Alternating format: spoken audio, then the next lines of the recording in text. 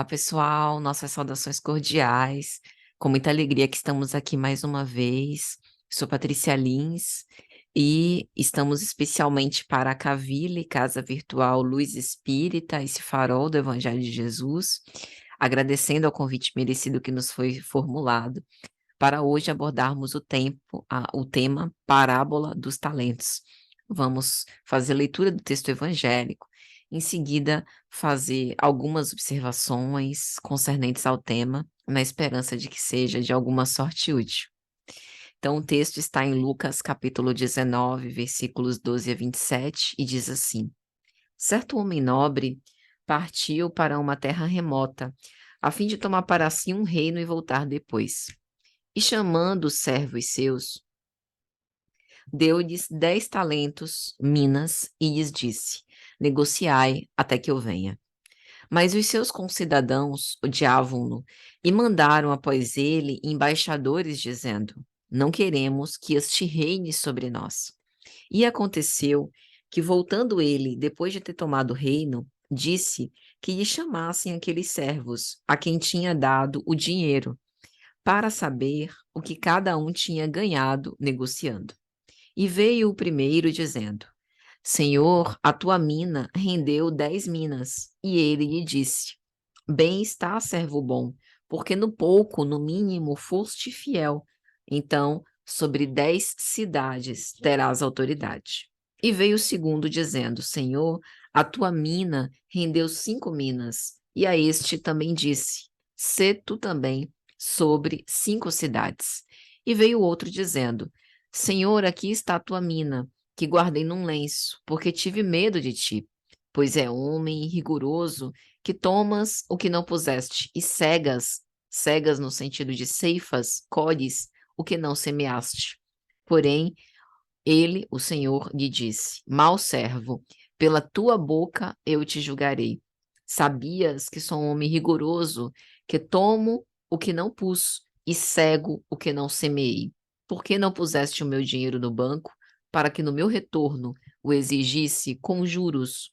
E disse aos que estavam com ele: Tirai-lhe a mina e dai-a ao que tem 10 minas. E disseram-lhe eles: Mas, Senhor, este já tem 10 minas. E o Senhor lhe respondeu: Pois eu vos digo que a qualquer que tiver, ser-lhe-á dado, mas ao que não tiver, até aquilo que tem, lhe será tirado, tomado. E, quanto àqueles meus inimigos, que não quiseram que eu reinasse sobre eles, trazei-os aqui e matai-os diante de mim. É uma parábola forte que tem muitos elementos que, se a gente tomar literalmente, transforma esse senhor num homicida, perverso, cruel, inclemente, mas que, se analisado simbolicamente, a gente vai perceber muitas coisas importantes. O primeiro ponto é que as parábolas fazem parte de um gênero didático, desse grande pedagogo que é o Cristo, muito peculiar, porque não utiliza a parábola uma linguagem direta, mas sim uma metáfora, uma figura, um símbolo apropriado aos elementos concernentes à cultura da época. Então, a primeira coisa que a gente precisa entender é o que que são esses talentos, essas minas, esse dinheiro, esse investimento. A gente está falando de moeda? Não, a gente não está falando de moeda. Talento não é moeda. Talento, à época de Jesus, era a medida de peso que poderia se converter em determinadas moedas. Então, um talento pesava cerca de 30 quilos, era um pedaço de metal valioso que poderia ser convertido em ouro, prata, algum tipo de riqueza, né? E que representa um recurso. Então, a gente está falando de um depósito, digamos assim, de confiança. A gente está falando de um senhor que tem posses e ele distribui confiança, ele distribui investimentos. Assim como, por exemplo, a gente tem um pecúlio, a gente tem uma certa quantidade de dinheiro e a gente quer investir, e a gente não investe, geralmente, né, numa fonte só. Por exemplo, eu tenho o meu salário, aí eu separo a parte do dinheiro para poder pagar as minhas contas e a parte que eu quero guardar, entenda-se render, quero, né, fazer prosperar, eu posso colocar na poupança, no CDB, investir em ações, no Tesouro Direto. Hoje tem tantas formas de investimento, né? Posso investir em imóveis, em ouro, enfim, posso botar no cofre, debaixo do colchão. E geralmente a gente opta, né, por dividir esse pecúlio, essa parte das nossas riquezas, para a gente investir em fontes diferentes, até para observar como que anda o rendimento, saber o que rende mais, o que rende menos, mesmo porque tem algumas formas de investimento que são bastante arriscadas, e normalmente a gente não vai querer perder dinheiro. Então a gente vai fazendo isso para poder se sentir mais confortável. Tem alguns que somos mais arrojados para poder investir, investimentos de risco, outros somos mais conservadores e assim a gente vai. Então, isso é só para fazer uma comparação, um paralelo. Mas Jesus não está falando de investimento financeiro nem de mercado de ações. Ele não está falando sobre dando dicas, né, como se fosse um consultor financeiro sobre como a gente vai conseguir o nosso primeiro milhão material. Jesus não falava para corpos que iriam perecer, embora isso seja importante, o fato da gente investir o recurso que a gente ganha honestamente, trabalhando, e ser próspero. Não há nenhum mal nisso. Mas aqui, Jesus estava falando de outra riqueza. Estava falando de outra fonte, né? Uma fonte imponderável, inestimável. Algo que só um grande investidor é capaz de fornecer. A gente está falando de Deus. Deus como doador dos talentos, investidor da alma humana. Então, a gente está falando, quando a gente aborda o talento, de oportunidade, de experiência, da bênção da reencarnação, das oportunidades iluminativas para que a gente possa experimentar o nosso livre-arbítrio, os nossos valores, os nossos princípios, sermos testados.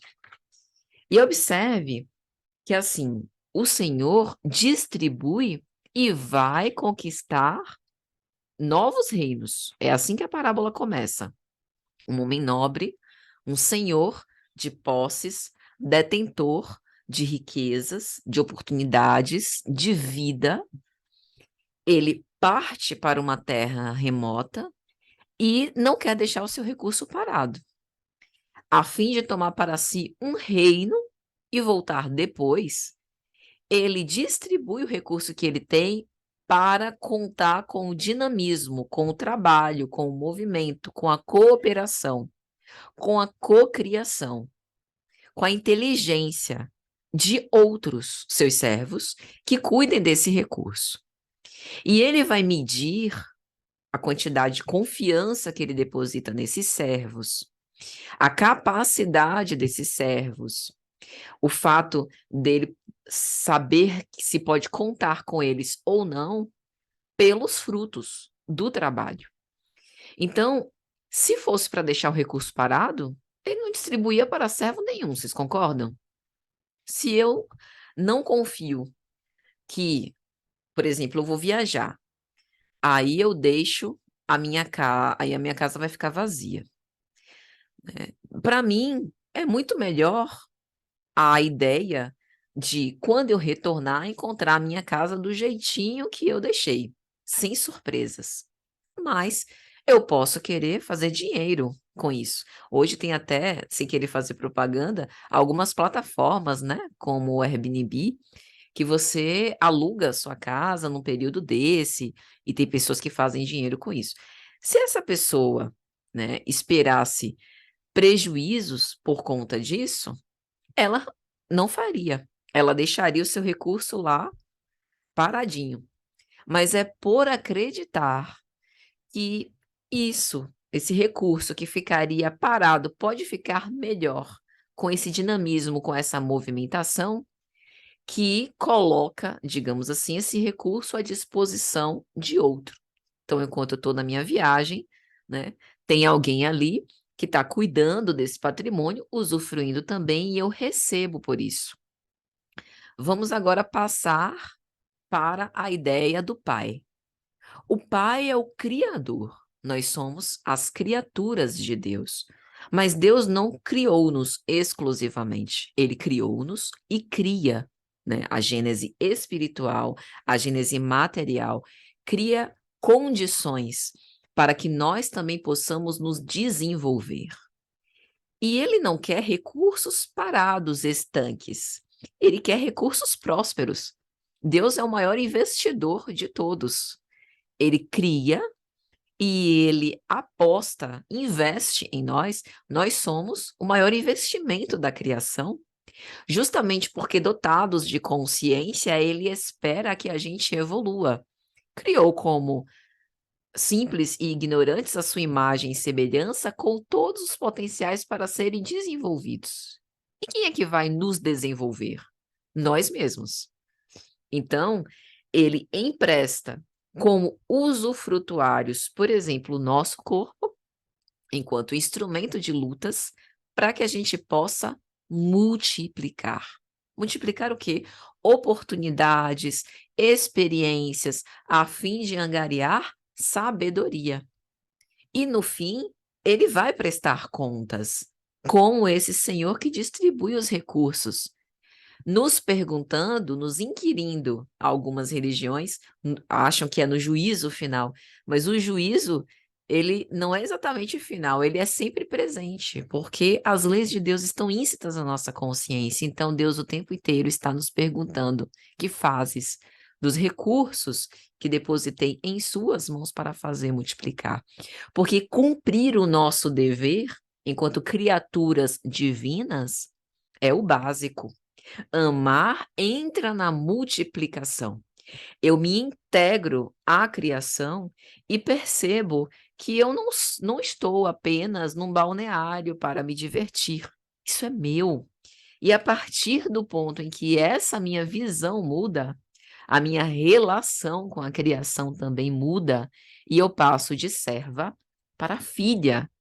E o Senhor me incorpora como sócia, como se o recurso também passasse a ser de minha propriedade. Por isso que na parábola, Jesus vai citar: e veio primeiro dizendo: o Senhor está aqui, tua mina rendeu 10 minas. E o Senhor lhe diz: bem está, servo bom, porque no pouco foste fiel, sobre 10 cidades terá autoridade. O que é que o Senhor concedeu? Autoridade sobre 10 cidades. A partir de agora, você vai passar a administrar parte do que é meu. Parte do que é meu, concedo a você, para que você administre, porque você provou que sabe multiplicar. Eu te dei aqui um peso de riqueza, uma certa quantidade de confiança, depositei confiança no pouco, você foi fiel, agora eu te dou mais, porque você mostrou ser capaz. Venceu os seus medos, as suas inseguranças, colocou-se nesse trabalho dinâmico de multiplicar, negociou. Então, nós estamos sendo colocados na condição de negociadores do comércio divino. E o que uma negociação pressupõe? Pressupõe ter visão de dono, pressupõe alguns prejuízos, faz parte, pressupõe arriscar, pressupõe saber o valor daquilo que eu tenho e de como eu comercializo, pressupõe princípios, prioridades e pressupõe trabalho. Para eu negociar, eu preciso necessariamente trabalhar. Não dá para ser, com todo respeito, né, como aquela dona de mercadinho do interior que a gente abre todos os dias estabelecimento, senta lá na porta e fica esperando, né? Tem que ser aquele dinamismo. E hoje, quando a gente vai no interior, nem é mais assim, né? Pode ter sido na época da minha avó. Hoje em dia tem o dinamismo, Tem o pessoal fazendo as dancinhas do TikTok na frente do mercado, tem o carro de som que vai passando pela cidade toda, tem a propaganda de boca a boca, tem uma vitrine bonita que a gente coloca na frente, tem a conquista, né? Tem as contas nas redes sociais lançando promoção, tem o grupo no WhatsApp, a lista de transmissão para mandar as novidades. Então, a gente está se movimentando. É isso que Deus observa e deseja de nós, a nossa movimentação. O que que nós temos feito desses recursos que a gente tem do nosso tempo, da nossa vida, do nosso trabalho, da nossa família, da forma como a gente anda no mundo, dos recursos que a gente dispõe, por mínimos que sejam, né? Como que a gente tem cuidado disso? E é interessante porque numa parte da parábola, Jesus vai dizer que os concidadãos, os conterrâneos, aqueles que conheciam o Senhor, que faziam parte do círculo íntimo, né? Que nasceram juntos, enfim, que conviviam, odiavam-no e mandaram após ele embaixadores, dizendo que não queriam que ele reinasse sobre eles mesmos, né? E no final da parábola, o que que acontece? O Senhor fica sabendo desse ódio, né? Dessa antipatia dos concidadãos em relação a ele e dá uma resposta. Quanto àqueles que são meus inimigos, que não quiseram que eu reinasse sobre eles, trazei-os aqui e matai-os diante de mim. É uma figura bastante forte, porque mostra o poder, o fato do Senhor não se importar se é benquisto ou não é. O que interessa a ele foi o objetivo que ele traçou. Eu vou lá, vou deixar aqui os meus bens, as minhas riquezas, né, as minhas posses, e vou tomar para mim um reino e eu volto depois. E ele não está se importando muito com as expectativas dos outros. Ele não está querendo ser amado, ser aplaudido. Ele não se importa se ele é amado ou se ele é odiado. Se os outros não querem que ele reine sobre eles, ele a escolhe porque ele tem a força, a sabedoria, a negociação, a eloquência, né, a vantagem, ou seja, a potência, né, os potenciais para poder negociar, ou melhor dizendo, conquistar como ele quiser. Ele é o dono. Olha que coisa interessante, porque isso pode parecer de uma extrema arrogância, que assassino, homicida, cruel, né? Que absurdo! Como Deus pode ser tolerante com este tipo de senhor que abandona os seus recursos e pouco se importa com os seus concidadãos. A grande questão é que na figura da parábola, o Senhor é Deus, né? Não tem ninguém mais poderoso que ele. Então, é isso que é a chave, ao meu ver, né, particularmente, para a gente interpretar essa parábola, a chave que decifra esses enigmas e torna esse Senhor, dessa visão superficial, cruel e inclemente, um Senhor de infinita bondade e misericórdia. Porque o que que isso está querendo dizer para a gente? Nada existe fora deste Senhor e do seu patrimônio. Tudo está incorporado ao seu patrimônio. Se você não crê em Deus, não tem problema. Se você não gosta de Deus ou não reconhece a sua autoridade, a sua sabedoria, que Ele é a inteligência suprema, Ele não está ligando. Pouco importa. Ele não deseja ser amado, porque Deus ama e Deus é. Ele não está contando com a reciprocidade para poder ser Deus. Ele não depende do amor das criaturas para ser o Criador. Ele é. E se as criaturas se colocam nessa resistência se colocam nessa posição contrária, negando, né, desejando que ele não reine, sinto lhe dizer, vai perder tempo, porque não vai adiantar. Será insubordinação, será, como a gente diz no popular, né, ferir-se. Como Jesus disse a Paulo de Tarso, às portas de Damasco, na obra Paulo e Estevão, recalcitrar contra os aguilhões vai ser pior para nós, porque não tem contrário da vida. E aí, na figura da parábola, isso, quanto aos meus inimigos que não quiseram que eu reinasse sobre eles, trazei-os aqui, matai-os diante de mim, porque só Deus é o doador da vida e só a ele caberia a extingui-la, embora nós saibamos que não está nos seus desígnios fazê-lo, porque Deus não cria nada improdutivo ou improfícuo. Se nós somos os investimentos do Criador, pode ter certeza.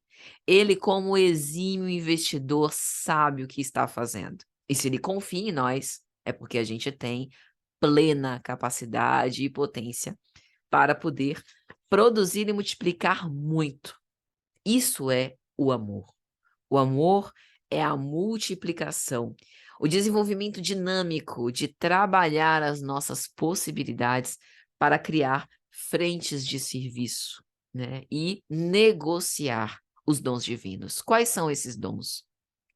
Os dons físicos, as valências físicas também, a nossa voz, a nossa beleza, o nosso poder de influência sobre outras pessoas, os dons emocionais, a paciência, a empatia, a sensibilidade que a gente demonstra, né?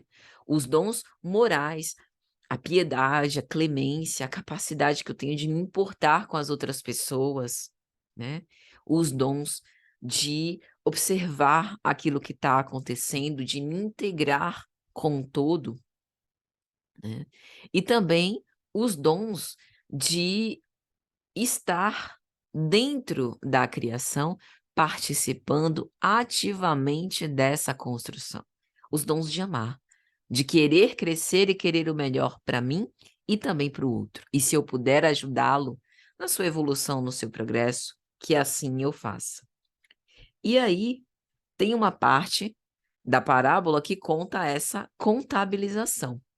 Depois de distribuir as riquezas, o Senhor vai fazer a contabilização, vai analisar.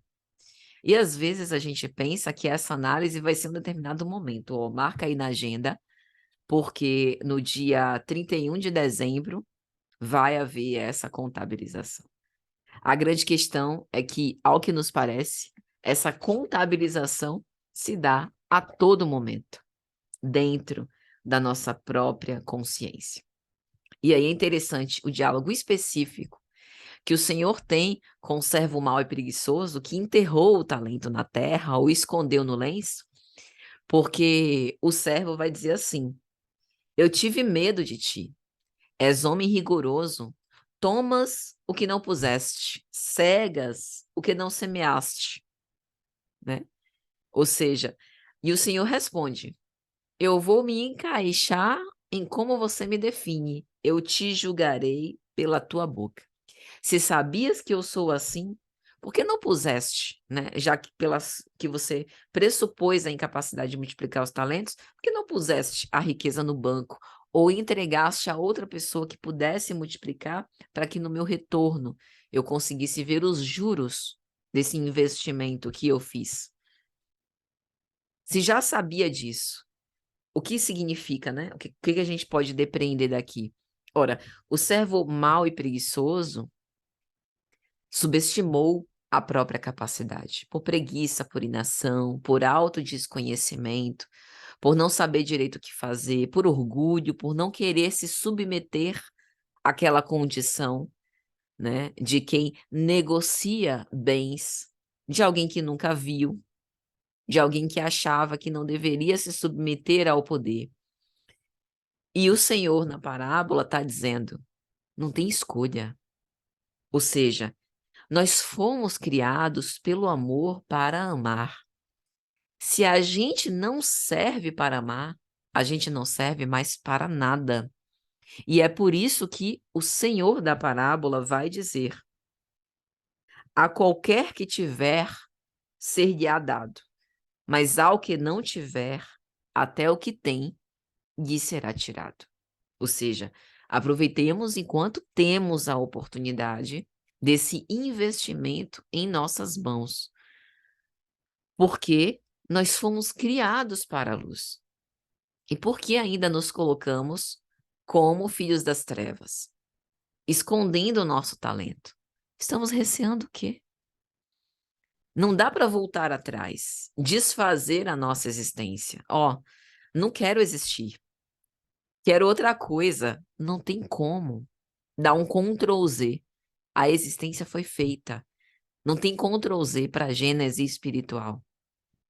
Não tem como a gente, dois altos, ó, fim do jogo, não quero mais jogar, não quero mais brincar. Não tem essa possibilidade.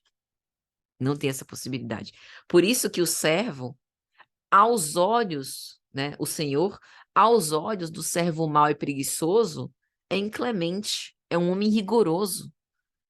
Não permite que não haja a não existência, né? Não permite.